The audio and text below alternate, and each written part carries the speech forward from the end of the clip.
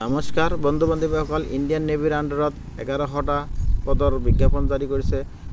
ন্যূনতম matric pass সকলৰ পৰা আৰম্ভ কৰি ওপৰৰ পৰ্যায়ৰ যিবোৰ ছাত্ৰ ছাত্ৰী আছে সেইসকলে নিজৰ যোগ্যতা অনুসৰি বিভিন্ন পদত আবেদন কৰিব পাৰিব।